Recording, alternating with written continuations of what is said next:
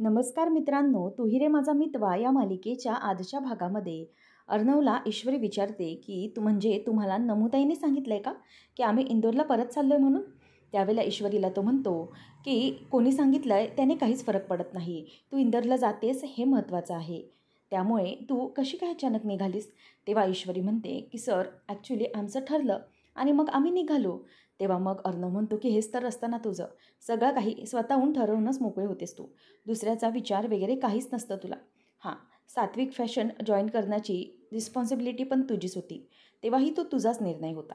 नंतर सात्विक फॅशनही तुझ्याच निर्णयाने तू सोडलास आणि आता आता इंदोरलाही निघाली आहेस ती स्वतःच्याच निर्णयाने.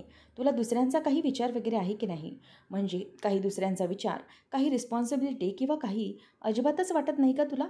तेव्हा ईश्वरी म्हणते की सर, कशाचा विचार करायचा आहे, काय विचार करायचा आहे, आणि विचार करण्यासाठी आमचं कोण आहे इकडे. इकडे फक्त आमची ही आत्याच राहते, बाकी आमचे सगळे रिश्तेदार तर इंदोरला राहतात. मग इथे कसला विचार करायचा आहे ते मला कळत नाही आहे. तेव्हा मग अर्णव म्हणतो की नाही, तू काही गोष्टी सोडून जातेस. तेव्हा ईश्वरी म्हणते की काय, कशाबद्दल बोलताय तुम्ही. तेव्हा मग अर्णव म्हणतो की इथे काय करायचं म्हणजे भांडण भांडण करायचं आहे ना इथे. तेव्हा मग ईश्वरी म्हणते की भांडण म्हणजे भांडण करण्यासाठी म्हणजे. तेव्हा अर्णव म्हणतो की असं काय करतेस. अगं तू माझ्याशी भांडतेस ना कायम, मग तू जर इथून अशी इंदोरला निघून गेलीस तर मग मी कोणाशी भांडण करणार. तेव्हा ईश्वरी म्हणते की म्हणजे अर्णव सर, तुमच्याशी भांडण्यासाठी मी इथे थांबायचं आहे. नाही हां, असं अजिबात करणार नाही आहे मी, अजिबात मला तुमच्याशी भांडायचं वगैरे नाही आता, बस झालं, असं ती बोलते. त्यावेळेला अर्णव म्हणतो परंतु प्रत्येकाला स्वतःला प्रूव्ह करण्याची संधी मिळाली पाहिजे ना, तशीच मलाही मिळाली पाहिजे. तेव्हा मग ईश्वरी म्हणते की काय, कसली संधी. तेव्हा तो म्हणतो की तू मला ते काय म्हणतेस, काय म्हणतेस ते. तेव्हा ईश्वरी म्हणते की भडकूचंद. हां, अर्णव म्हणतो की हां तेच तर, तू मला भडकूचंद म्हणतेस, परंतु मी तसा नाही आहे आणि मी चांगला आहे हे प्रूव्ह करण्यासाठी मला संधी तर मिळाली पाहिजे ना. म्हणजे तू अशी इंदोरला परत जाताना माझी ही अशी भडकूचंद आणि रागीटवाली इमेज परत घेऊन जाणार आहेस का, आणि तिकडे गेल्यानंतर तू तोच विचार करणार. तेव्हा मग ईश्वरी म्हणते की सर, त्याने काय फरक पडतो पण, ठीक आहे, या सगळ्या गोष्टी मी विसरले आणि इतनी बाते दिल पे नाही लेते, असं ती बोलते. तेवढ्यातच तिथे काकू येते आणि मग अर्णव म्हणतो की काकू, तुम्ही अचानक अशा का निघाल्या आहात इंदोरला. तेव्हा ती म्हणते की अरे अर्णव, निघायला हवं आणि इथे थांबून तरी काय करणार आहोत, आमचं सगळं तिकडे, मग कशाला तिथे थांबायचं आहे, निघतोय ना मग आम्ही, आता काय किंवा नंतर काय, निघायचं तर आहेच. तेव्हा मग अर्णव म्हणतो की नाही, कसं आहे ना काकू, मला असं वाटतं आहे की थोडे दिवस आणखी इथे थांबला असतात तर मग आपण खूप गप्पा मारले असता, इथे आलो असतो मी तुम्हाला भेटायला. शिवाय समोसे, तुम्ही समोसे देखील बनवून देणार होतात मला, त्याचं काय झालं. तेव्हा मग काकू म्हणते की एक काम करा, आता तुम्ही इंदोरला समोसे खायला या. तेव्हा मग तो म्हणतो की असं नाही हो, असं कसं येणार अचानक. तेव्हा मग ईश्वरी म्हणते की सर, म्हणजे त्याने काय फरक पडतो आम्ही आणखी थांबलो तर. तेव्हा तो तिच्यावर भडकताना म्हणतो की तुला जायचं असेल ना इंदोरला तर निघ, तू निघून जा, काही फरक पडत नाही, परंतु काकू तुम्ही प्लीज इथे थांबा ना, नका ना जाऊ अशा अचानक, असं तो बोलायला लागतो. त्यावेळेला मग ईश्वरीची आई अगदी गप्प बसलेली असते आणि काय बोलावं काय नाही तिला काहीच कळत नाही, कारण अर्णव हा तिला थांबवण्याचा प्रयत्न करत असतो. त्यावेळेला मग अर्णव म्हणतो की काकू, तुम्ही विचार करत असाल ना की मी अचानक हे सगळं असं का बघतोय, मी तुम्हाला थांबवण्याचा प्रयत्न का करतोय, परंतु प्लीज समजून घ्या ना, मला असं वाटतंय की तुम्ही इथे थांबलात तर आणखी आपण गोष्टी बोललो असतो. त्यानंतर मग अर्णव म्हणतो की मला कळतंय तुमच्या मनाला प्रश्न पडला असेल की नेमकं मी असं का वागतोय, तर ते समजण्यासाठी तरी इथे निदान थांबा, असं तो त्यांना रिक्वेस्ट करत असतो. तेवढ्यात इकडे राकेश आता अंजलीला कॉल लावतो आणि म्हणतो की राणी सरकार, तुमचा हा गोड आणि मधुर आवाज ऐकण्यासाठी मी किती आतुर झालो होतो तुम्हाला माहिती आहे, मी किती या गोष्टींसाठी मिस करत होतो तुमचा आवाज ऐकण्यासाठी. तेव्हा मग ती म्हणते की हो, मलाही तुमच्याशी बोलायचंच होतं. नंतर तो विचारतो की ट्रीटमेंटचं. तेव्हा ती म्हणते की ट्रीटमेंटचं काय हो, डॉक्टर तेच बोलले आहेत, ही ट्रीटमेंट केली परंतु त्याचा फारसा उपयोग होईल असं मला नाही वाटत, कारण काय ना, डॉक्टरांनी अगोदर जे काही सांगितलं ते विसरून चालता कामा नये. बरं ते सगळं जाऊ द्या, ते नेहमीचंच आहे, मला सांगा तुम्ही कुठे आहात. तेव्हा तो म्हणतो की अगं सध्या मी कोल्हापूरला आहे. असं ऐकल्यानंतर ती म्हणते की कोल्हापूरला. मग तो म्हणतो की हो गं, इथे महत्त्वाच्या कामांमध्ये अडकलो आहे मी, म्हणून मला पॉसिबल होत नाही आहे, परंतु काळजी करू नको, लवकरच मी हे संपेन. तेव्हा ती म्हणते की काय आहे. जेव्हा मी ट्रीटमेंटला गेले होते तेव्हा तुम्ही इकडे होतात. आता मी परत आली आहे तर तुम्ही निघून गेलात. काय हे चाललं आहे सगळं? ते काय नाही, मी एक काम करते, मी ना आत्ताच्या आत्ता कोल्हापूरला यायला निघते. तेव्हा मग तो म्हणतो की नाही नाही, अजिबात असं करू नकोस. तेव्हा ती म्हणते की का, काय झालं? मग तो सांगतो की अगं मी इथे दिवसभर कोल्हापूरमध्ये कामानिमित्त बाहेर असतो. मग तू इथे दिवसभर बसून बसून काय करशील? तिथे निदान माणसं तरी आहेत, इथे खूप बोर होशील. तेव्हा ती म्हणते की काहीच हरकत नाही, चालेल मला. त्यानिमित्ताने निदान तुम्हाला बघता आणि भेटता तरी येईल. तेव्हा तो म्हणतो की थोडे दिवस थांब, मीच तिकडे येईन, अजिबात काळजी करू नकोस. माझं इथलं काम संपलं ना, उगीचच तुझी दगदग करू नकोस. म्हणूनच तिथे थांब मी, आणि तुझ्याशी मी कॉन्टॅक्टमध्ये आहेस ना, बोलेन मी तुझ्याशी, त्याच्यामुळे काळजी करण्याची काहीच गरज नाही आहे. आपण बोलत राहूया. आणि राणी सरकार, अजिबात काळजी करू नका, सगळं काही व्यवस्थित होईल. माझ्यावर विश्वास आहे ना तुमचा? तेव्हा मग ती म्हणते की हो, खूप आहे विश्वास. त्यावर तो म्हणतो की राणी सरकार, फक्त विश्वासच, बाकी काही नाही. तेव्हा मग ती म्हणते की बाकी तुम्ही बोला. त्यावर तो म्हणतो की राणी सरकार, माझं तुमच्यावर खूप प्रेम आहे. त्यावेळेला मग ती म्हणते की हो, अगदी बरोबर, माझंही तुमच्यावर खूप खूप प्रेम आणि विश्वास आहे. Love you too so much, असं ती त्याला बोलते. त्यावेळेला आता राकेश तिला बोलतो की चालेल राणी सरकार, मी आता फोन ठेवतो. तुम्ही स्वतःची काळजी घ्या आणि खरंच तुम्ही स्वतःला जपा, कारण माझा जीव तुमच्यामध्ये अडकलेला आहे, बरोबर की नाही? आणि खरं तर या सगळ्या गोष्टीत आपण लवकरच एकमेकांना भेटू, असं तो तिला प्रॉमिस करतो आणि फोन ठेवतो. आणि तेवढ्यातच फोन ठेवल्याबरोबर मागून ईश्वरीचे बाबा म्हणजेच संजय देसाई हे राकेशजी असा आवाज देतात. तेवढ्यातच तो दचकतो आणि मग अर्णव आतमध्ये येतो. तेव्हा तिचं लक्ष त्याच्याकडे जातं आणि म्हणते की चिंटू, हे काय बॅड मॅनर्स, हां, असं नवरा बायकोंचं बोलणं चोरून ऐकायचं नसतं.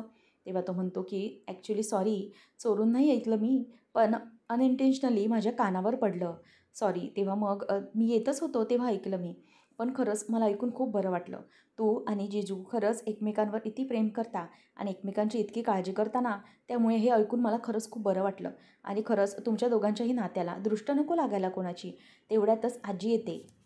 आजी म्हणते की अरे चिंटू, हे सगळं तू बोलतोयस, नात्याला दृष्ट नको लागायला वगैरे? मला तर अगदी वेगळंच वाटलं. आज चक्क तू हे सगळं बोलायला लागलास. तेव्हा हे ऐकल्यावर अंजली हसायला लागते आणि म्हणते की हो ना, अगं आजी, मलाही अगदी आश्चर्यच वाटतंय की हा असं कशासाठी बोलतोय. तेव्हा मग आजी येते आणि म्हणते की चिंटू, अरे कशाबद्दल बोलतोयस तू नेमकं इतकं सगळं? तेव्हा तो म्हणतो की आजी, अगं त्याच्यात आश्चर्य वाटण्यासारखी काय गोष्ट आहे? अगं जिजूंचं आणि तिचं नातं किती सुंदर आहे. एरवी मी असा विचार करत नव्हतो, परंतु आज मला खरंच असं मनापासून वाटतं की आजी, तू ना या दोघांच्या नात्यावरून दृष्ट काढ. खरं तर ताईची दृष्ट काढली पाहिजेस की तिला इतका मनमिळाऊ आणि इतका समजूतदार जोडीदार मिळाला म्हणून. तेव्हा लगेच आजीला ती म्हणते की हो गं, खरं बघायला गेलं तर मलाही तसंच वाटतं रे चिंटू. कारण असा राकेशजींसारखा मनमिळावू जोडीदार असा कुठे असतो आणि अशा स्वभावाचा, हे मला कधी कळलंच नव्हतं. परंतु जेव्हा राकेशजी आयुष्यात आले तेव्हा माझ्या लक्षात आलं की खरंच त्यांच्यासारखा नवरा मिळायला भाग्य लागतं. मग लगेच तो म्हणतो की म्हणूनच मी म्हणत होतो आजी तुला की तिची दृष्ट काढ, तिच्या आनंदावर कोणाचीही दृष्ट नको लागायला. तेव्हा मग आजी म्हणते की अरे चिंटू, त्यांच्या नात्याला तुझी दृष्ट कशी काय लागणार आहे? तेव्हा तो म्हणतो की नाही गं, मी जनरली बोलतोय. कारण कसं आहे ना, मला तिच्याबद्दल हेवा वाटतोय. नाहीतर माझं कसलं, माझं नशीब खरंच खूप खराब आहे. कधीतरी कोणीही माझ्या जवळ येतं असं थोडंफार वाटतं, तोपर्यंतच ती व्यक्ती माझ्यापासून दूर निघून गेलेली असते. त्यामुळे खरंच काही फरक पडत नाही. या बाबतीतच मला वाईट वाटतं, असं पटकन अर्णव बोलतो. तेव्हा आजीला आणि अंजलीला प्रश्न पडलेला असतो की नेमकं हा सगळं असं का बोलतोय बरं? म्हणजेच कोणाच्या बाबतीत तो बोलतोय? तेव्हा त्या दोघी काही विचारणार, तेवढ्यातच तो तिथून दूर पळून निघून गेलेला असतो आणि तो अजिबात तिथे थांबत नाही. तेव्हा आजी म्हणते की अरे चिंटू थांब, परंतु तो थांबतच नाही. तेव्हा आता अंजली म्हणते की आजी, नेमकं हा काय बोलत होता? तेव्हा आजीही म्हणते की हो, नेमकं हा कशाबद्दल बोलत होता मला काहीच कळत नाही आहे. काय बोलत होता हा नेमकं? आजी तिला म्हणत असते की बहुतेक हा ईश्वरीबद्दल काही बोलत होता का? बघितलं पाहिजे नेमकं हा काय झालं ते आणि कशाबद्दल बोलतोय ते, असं दोघीजणीही ठरवतात. त्यानंतर इकडे संजय हा राकेशला विचारतो की राकेशजी, म्हणजे तुम्ही कोणाबद्दल बोलत होतात? तुमचं कोणावर प्रेम आहे का? तेव्हा मग तो म्हणतो की हो, खूप खूप प्रेम आहे, अगदी जीवापाड. मग ते पुढे विचारतात, तुमचं किती वर्षांचं रिलेशन आहे? तेव्हा तो म्हणतो की 6 महिन्याच्या पेक्षा जास्त आम्ही दोघं एकमेकांना ओळखतो आणि खरंच आमचं एकमेकांवर खूप प्रेम आहे. म्हणूनच तिची काळजी करतो मी. तेव्हा मग संजय म्हणतो की बरं, मग मला सांगा की तुम्ही लग्न वगैरे करण्याचा विचार केला असेलच ना? तेव्हा तो म्हणतो की नाही, लग्नाचा विचार नाही केला. कारण ती वयस्कर आहे, माझ्यापेक्षा वय आहे तिचं आणि मी ती माझ्या आजीच्या वयाची आहे. तेव्हा हे ऐकल्यावर ते म्हणतात की म्हणजे नक्की तुम्ही काय बोलताय?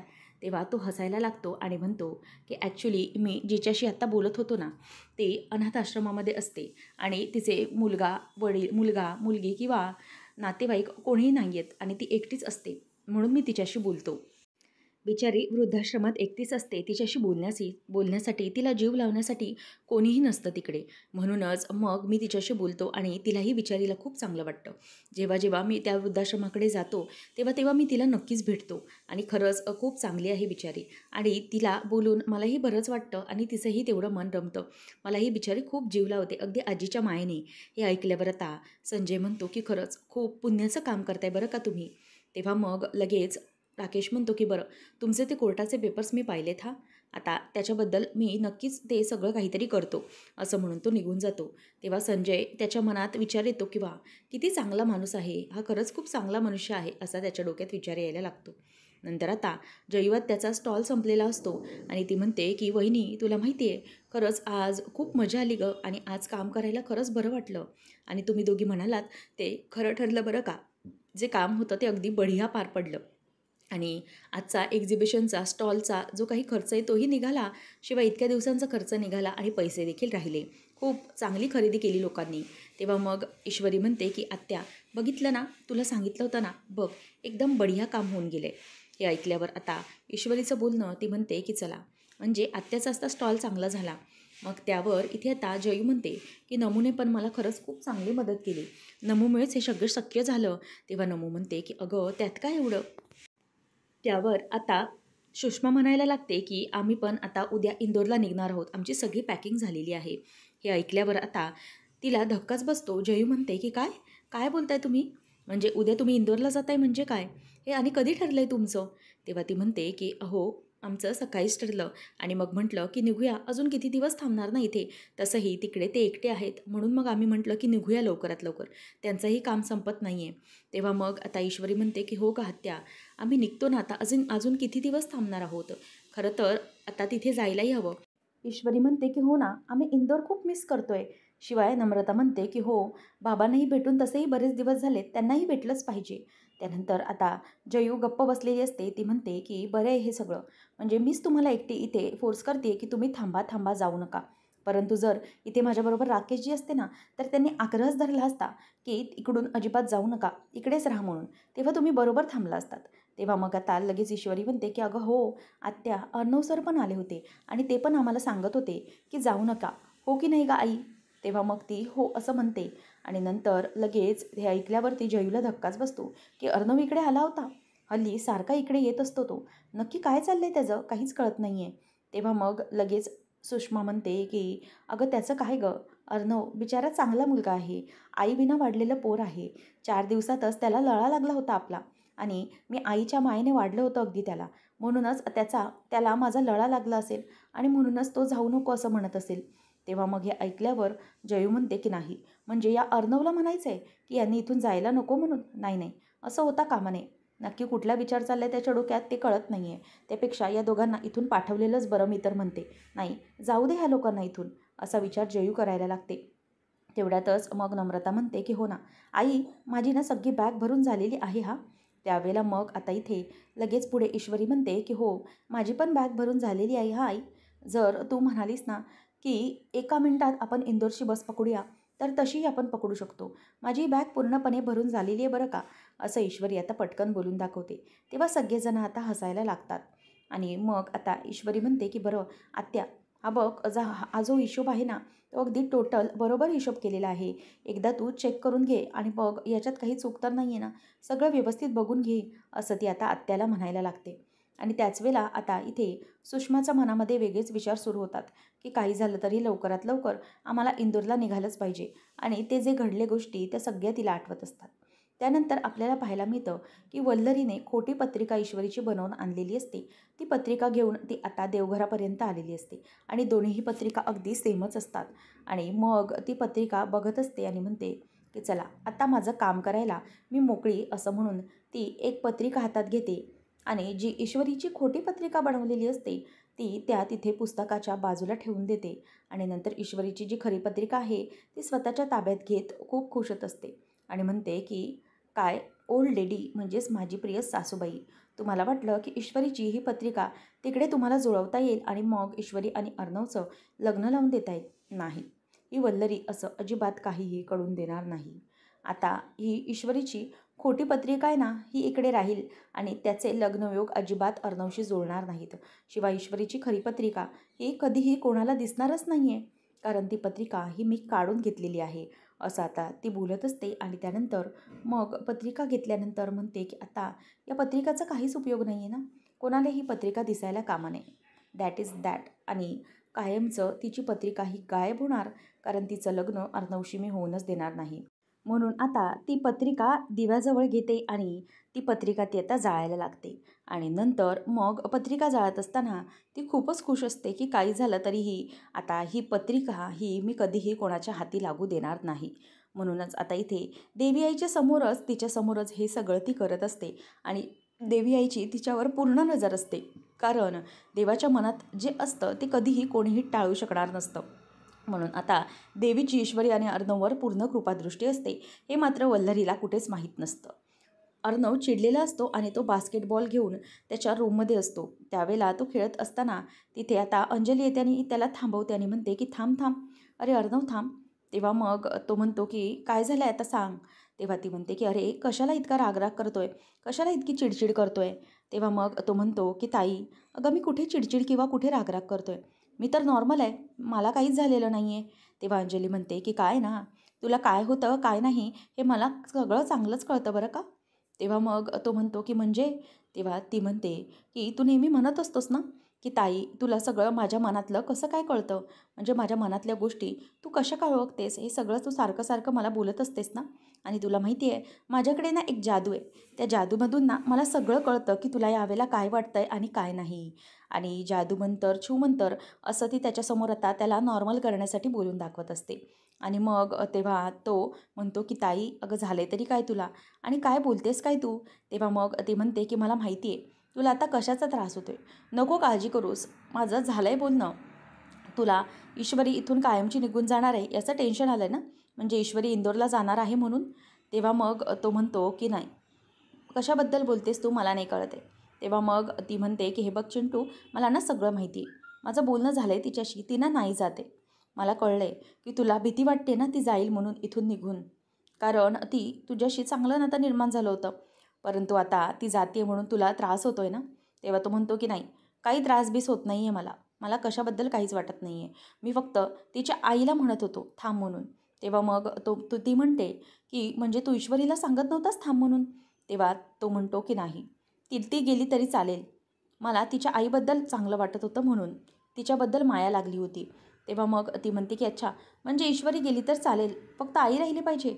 तेव्हा आता ती त्याच्याकडे बघून हसायला लागते आणि त्यावर अर्णव आता म्हणतो की काय ताई तुझं. त्यावर अंजली म्हणते की हे बघ अर्णव, मला ना सगळं चांगलं कळतं आहे, तुला जे काही वाटतं आहे त्याबद्दल मी समजू शकते, परंतु नको घाबरूस. आणि ना उद्या सकाळी तुझ्यासाठी सरप्राईज आहे, उद्या गुरुजी येणार आहेत. तेव्हा मग तो म्हणतो की मग काय आहे त्याचं. तेव्हा ती म्हणते की ते सगळं तुला उद्या सकाळी समजेल, चल बाय, गुड नाईट, असं बोलून ती तिथून आता निघून जाते. आणि जयू आणि सुषमा दोघीजणीही चहा पीत बसलेले असतात. तेवढ्यातच तिकडे आता ईश्वरी येते आणि ईश्वरी चला चला चला असं म्हणून बॅगा ढकलत आलेली असते आणि म्हणते की आई चल आता, एकदा सकाळचे फ्रेश झालो, चहा वगैरे झाला, नाश्ता झाला की आपण इंदोरला रवाना जाण्यासाठी मोकळं झालो. आता त्यांच्या जाण्याची वेळ येते. तेवढ्यातच जयू अगदी इमोशनल होते आणि म्हणते की झालं, आता तुम्हीही निघालात म्हणजे माझं घर अगदी मोकळं मोकळं झालं. तुम्ही अचानक निघालात, माझा विचारही केलेला नाही.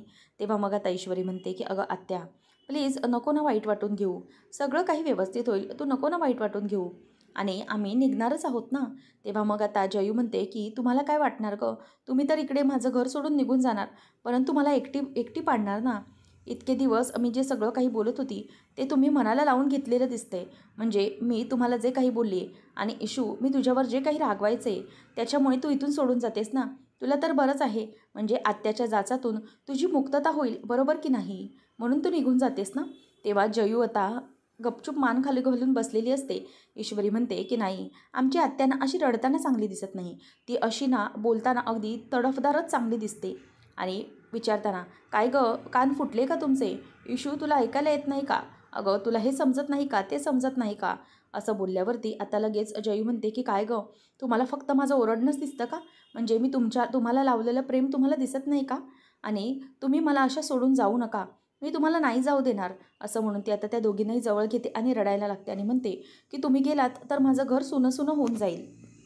ते काय नाही, मी ना तुम्हाला जाऊनच देणार नाही आहे. अजिबात नाही जाऊ देणार आहे मी तुम्हाला. तुम्हाला काय वाटतं, मी लग्न केलेल्या नवऱ्याबरोबर इथे नाही राहू शकले, परंतु तुमच्याशिवाय जगणं मला कठीण वाटतंय गं. खरंच नका ना जाऊ मला सोडून. असं म्हणून त्या दोघींना जवळ घेत ती अगदी खूप रडत असते. त्यावेळेला मग ईश्वरी आणि नमूला घेऊन म्हणते की नाही नाही, अजिबात नाही, मी तुम्हाला कुठेही सोडणार नाही आहे. तर इथे ऑफिसमध्ये आकाश म्हणतो की तुझं ईश्वरीशी बोलणं झालं आहे का? माझं नम्रताशी झालं आहे. तिच्याशी मी बोललो आहे आणि थोड्या वेळातच ते आता निघणार आहेत इंदोरसाठी. तू तिला एक लास्ट गुड बाय कॉल केला होतास का? तेव्हा अर्णव म्हणतो की कशाला? का करायचा आहे मी तिला गुड बाय कॉल? तिला गरज वाटते का त्याची? म्हणजे ती निघून जाते ते स्वतःच्या मर्जीनेच जाते ना. मग मी कशाला करू तिला गुड बाय कॉल? तिला गरज आहे करण्याची, ती जाते ना. मी थोडी तिला सांगितलं जायला. मग तिला करू देत नाही तर राहू दे, असं म्हणून तो चिडलेला असतो. तेव्हा आकाश म्हणतो की ॲज यू विश, असं म्हणून तो आता तिथून निघून जातो. परंतु अर्णव मात्र खूप डिस्टर्ब असतो. ईश्वरी तिथून निघून जाणार यामुळे त्याचं मन आतल्या आत त्याला खात असतं आणि त्याला चिडही येत असते. आता काय करू, कसं करू, असा प्रश्न त्याच्या डोळ्यासमोर पडलेला असतो आणि ईश्वरीला थांबवावं तरी कसं हेही त्याला कळत नसतं. पुढच्या भागामध्ये आपल्याला पाहायला मिळणार आहे, ईश्वरीची कार निघत असतानाच तिथून समोर अर्णव स्वतःची गाडी आणतो आणि समोरच गाडी ही उभी करतो. त्याच वेळेला ईश्वरीचा जो ड्रायव्हर असतो तो तिथे पटकन हॉर्न दाबवतो आणि ब्रेक मारतो. त्यामुळे सगळेजण अगदी दचकतात आणि घाबरतात आणि अर्णव आता गाडीतून खाली उतरतो. त्यावेळेला आता ईश्वरी म्हणते की अर्णव सर, बरं झालं तुमची भेट झाली. शेवटची आपली भेट तरी झाली निदान. आपण शेवटचे भेटलो तरी एकमेकांना समोरासमोर. त्यावेळेला मग जेव्हा ईश्वरी असं बोलून दाखवते शेवटची भेट, तेव्हा अर्णव म्हणतो की शेवटची भेट? तेव्हा मग ती म्हणते की हो, यानंतर आपण कधी थोडी भेटणार आहोत.